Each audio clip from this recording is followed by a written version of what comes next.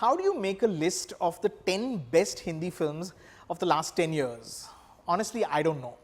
I figured it might be easier to pick the 10 Hindi films that I most loved in this last decade. It had to be personal choices, films that meant something to me. Because frankly, what I remember is how a film made me feel. I might not remember a lot about the film even, but what I do remember is how it made me feel. So my list of the 10 best Hindi films from 2010 to 2019 is actually a list of my favorite films from the last decade. Now I noticed that more recent titles, current titles from the last 2 years didn't make the cut. I think it's because one needs some distance, some time away from a film to understand how deeply one cares for the film. But enough small talk, here is a list of my top 10 Hindi films of the last decade, the best Hindi films of the last decade according to me.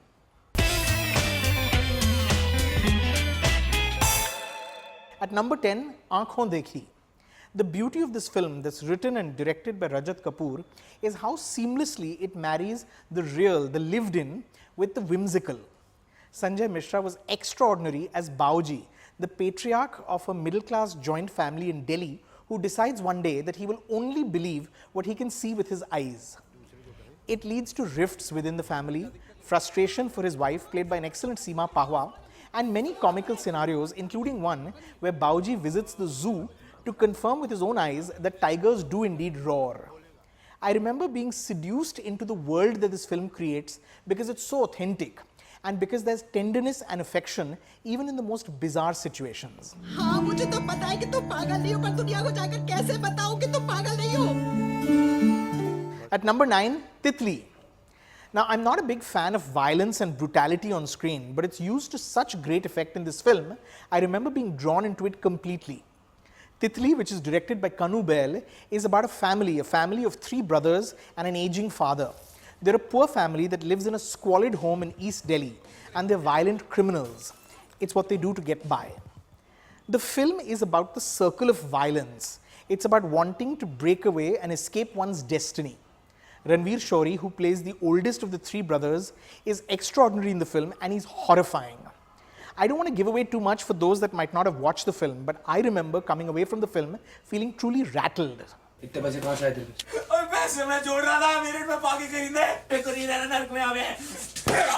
At number 8, Ugly. A 10-year-old girl is kidnapped, and this sets off a chain of events which reveals the deepest, darkest, yes, ugliest side of everyone in her orbit, including her parents, who are so desperate to find her. This has to be Anurag Kashyap's most cynical film, but it's also one of his best. I remember watching this film and feeling sick to the stomach because it holds up a mirror to the lowest depths that humans will sink to. It's also got an absurdly hilarious scene in which a cop, a police officer played by an excellent Girish Kulkarni, coolly and curiously quizzes the girl's actor father about how a smartphone works, while the increasingly desperate father just wishes that the cop would focus on finding the girl. It's pure genius. पापा, मुझे आपके पास आना है।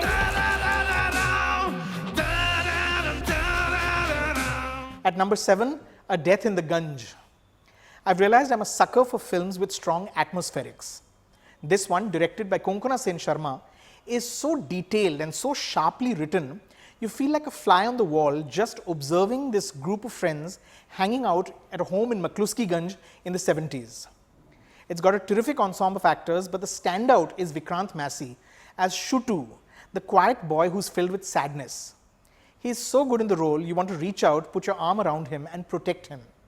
The film itself is extremely perceptive about human nature.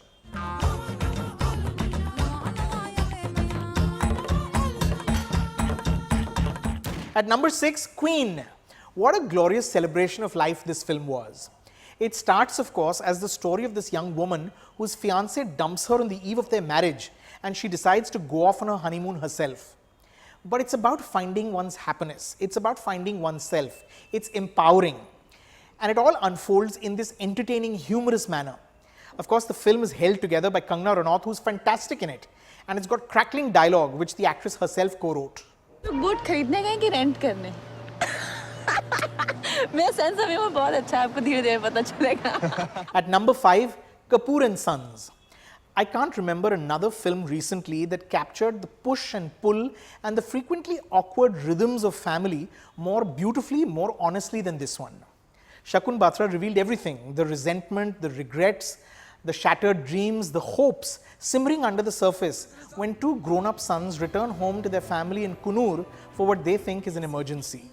The film is slim on plot but high on feeling.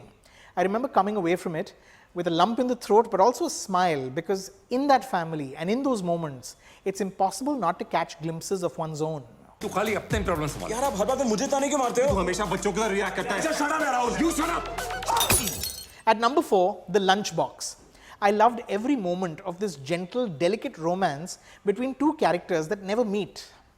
Ritesh Batra's film about the relationship that forms between a housewife and a middle-aged man at the cusp of retirement was beautifully realized. It's also one of those films that uses food so interestingly in its plot. It's also an intrinsically Mumbai film with the concept of dabbawalas and of course the presence of trains, local trains. Nimrat Kaur was a great find, a great discovery, and Irfan Khan, as always, was pitch perfect.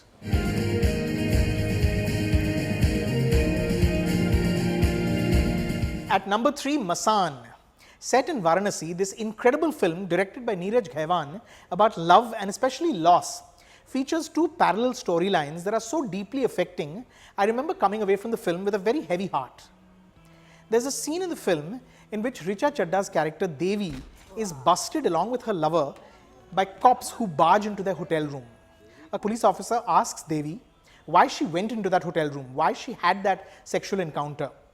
She replies without any pretense, jigyasa, meaning curiosity.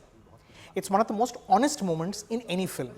Masaan also has the single best line of dialogue in any Hindi film in the last decade. When his romance, his relationship with a girl who belongs to an upper caste ends tragically, Vicky Kaushal, who plays a lower caste dom, asks in a moment of unbearable sadness, "Ye dukh kahe khatam nahi hota hai be?" And your heart shatters into 1,000 pieces. Then there is that music.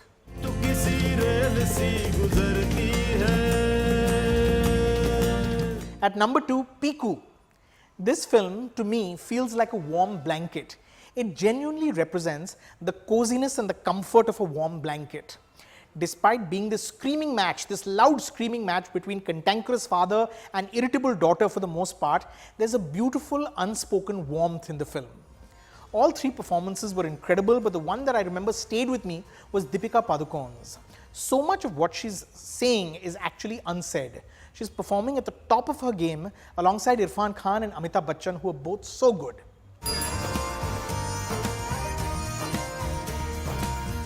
And at number 1, Udaan. I didn't have one moment of doubt about what for me was the best Hindi film of the last 10 years. On the surface, Udaan is of course about the coming of age of a young motherless boy with an abusive father and a half brother he didn't know he had. But that's such a limiting description. Udaan is about finding oneself, about finding one's happiness. Udaan is about following one's heart. It's about breaking the shackles and about escaping the life that has been laid out for you. Directed by Vikramaditya Motwani, the biggest strength of this film is its transportive quality. It places you right there in Jamshedpur, where 17-year-old Rohan, played by Rajat Barmecha, who has the most expressive face ever, is struggling with his fate. This film is incredible both for its craft and the feeling that Motwani puts into every single scene and every single moment. I remember the scene in which Ronit Roy, playing the cruel father, burns his son's book of poetry, knowing what that book means to him. Even 10 years later, this film hits me in the feels every single time.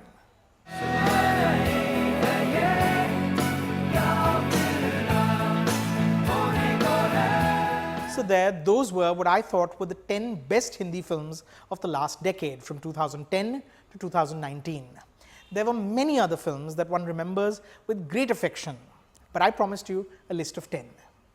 Thank you for watching.